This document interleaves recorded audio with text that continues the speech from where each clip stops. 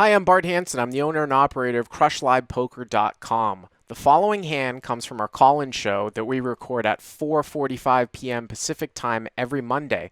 If you want to call in your hand, check out the phone number in the description. So this is a hand from the Motor City Casino in Detroit, 2-5. It's a 800 cap buy-in. 2-5, 800 cap, Motor City, okay. The villain is a younger guy. I've played with him a couple times. He's, pretty loose passive, but, tends to do some fishy stuff. He's definitely a donator in the game. Okay. And so under the gun limps, the villain is in middle position. He raises to 25. How deep are you guys? We're about 1,100 effective. I cover him. Okay. So he raises to 25 in middle position. I'm in the cutoff, and I 3-bet to 75 with ace of diamonds, ace of clubs. Ace of diamonds, ace of clubs, okay. The under the gun limper folds, and the villain calls. Okay. And so there's about 160 in the pot. The flop comes queen of spades, 8 of spades, 8 of clubs. Queen of spades, 8 of spades, 8 of clubs. You're in the cutoff, right? Is that right? That's right. Okay. So V1 to 25, hero in the cutoff to 75 with ace, ace, limper folds, V1 calls, and queen of spades, 8 of clubs. Okay. Pretty good board for you, I would think. It's not going to have many eights there from UTG1. Not likely, but definitely possible. So he checks, and I down bet 50. Thoughts on that sizing? I mean, it's okay. I mean, yeah, you can bet small. You can also bet larger too. I mean, it's not people don't. Boards that sort of favor boards that favor you. Neither player really is going to have that many eights. I mean, I guess the guy might have some. I mean, maybe some more eights than you in the form of 7-8. But you don't always down bet when the board favors you. You know what I mean? Yeah, like it's that's different. Why I wanted to call it in. Yeah, that's why I wanted to call it in because down betting is kind of in vogue, and I get it. Keep their ranges wide, but I don't know how optimal that is against some of these fishier, looser guys, and so that's why I wanted to see kind of what you thought. Well, I mean, listen, the word optimal, everyone's kind of misusing. You're saying like what the best EV you mean, but it might not even be optimal in the real mathematical sense, though, on a board of Queen 8-8, because neither player's going to have an 8 all that much. I mean, he just called the. Yeah, I mean, I guess he could call with queens or kings, but you're still 3-betting, those hands too as well. So he's going to have a fair amount of misses here or just queens. I mean, a board that you might down bet would be like a board of, 9-8-6 or something like that. That's a little bit different, but queen 8-8. I mean, listen, I would just tend to go like 80 to 90. I mean, we're not going to get too much into it, but you're not auto down betting every 3-bet pot, which is what I think a lot of people just think, and then they just follow along, because they see other people do it. They do it too, kind of like the 2.1x raise size in a tournament. But anyways, okay, so you bet 50. Yeah, I bet 50. Yeah. He calls. Okay. So we're going to the turn. About 260 in the pot. Yep. The turn is the 6 of clubs. Okay. So now there's 2 flush draws on board. Right. I do have the ace of clubs. He checks again, and this is where I don't really like my sizing, but I down bet again just because I don't think he's very strong, and I want him to stay in there if he's got some random pair or even like ace high. So I bet 100. So a little over third pot.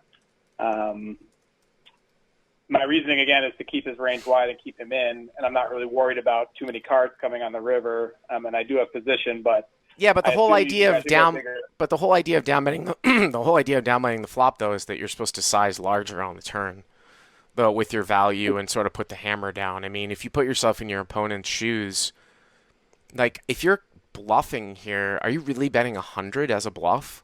Like with like ace king? Right. Yeah. No, I totally agree. I think the sizing's terrible on the turn. So what size? So you would bet like in the 200 range into 260? Yeah, like 200 to 250 or something like that. I mean, I'm not the best at necessarily spitting out what a solver would say, but it's really tough to say because a solver is going to spit out the ranges that you give it pre-flop, and those aren't the ranges that people will play in a 2-5 game. Right. So Right. it sort of messes it all up. I would tend to go. I would just bet larger on the flop and larger on the turn. I mean, I'd bet like I'd probably bet like 80 to 100 on the flop, and then I'd follow it up with like 200 on the turn. Yep. Yeah. I totally agree. But I was curious about flop and then turn. Okay. Yep. So Dylan calls. Okay.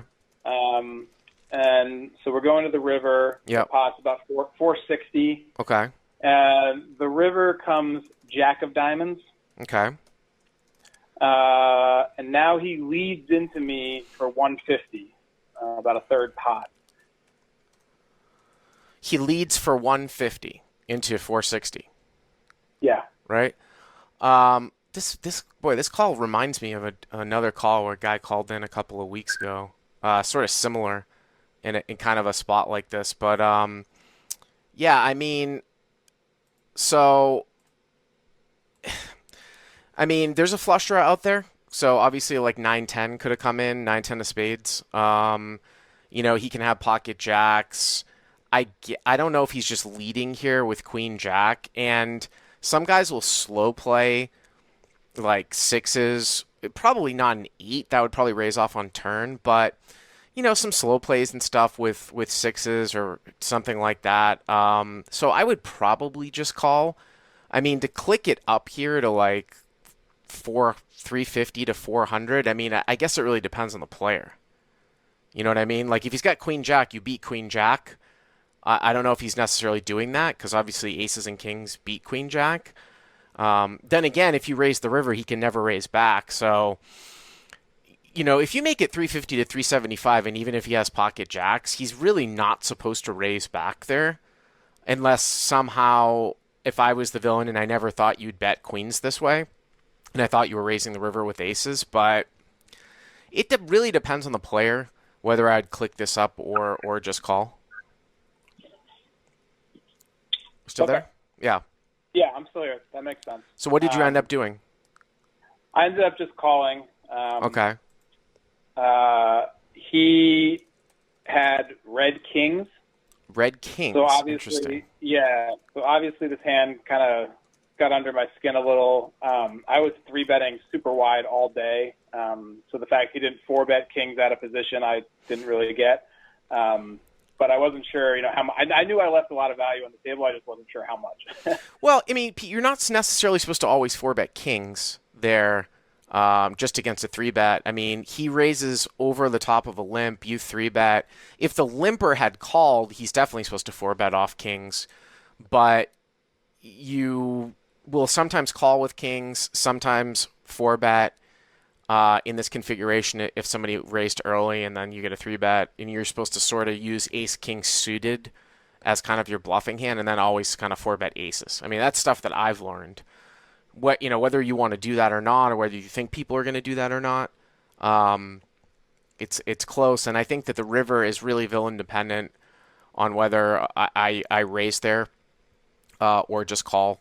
Make it like 350 to 375. Obviously, he really shouldn't come back over the top, but you've got to have enough stack depth and enough sense. Again, if you were to like jam as a 3-bet, you have to be able to fold. And I always ask people, like, are you the type of player where you open the betting up, are you going to be able to fold? Because obviously you can't raise if you're not going to 3-bet fold.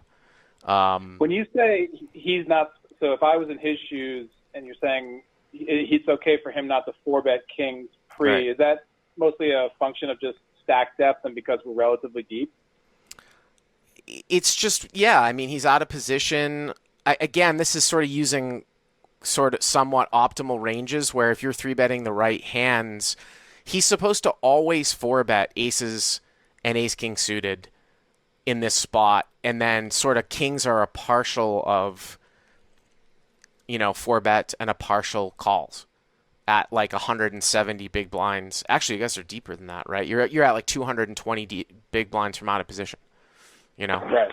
So, Okay. anyways, Interesting. thanks for the call. Hey guys, if you like what you've seen here, please click on the subscribe button and you'll get notified every time we put up a new video. And if you want to check out crushlivepoker.com for the first month free, use the code YTA200. Click on the link right there.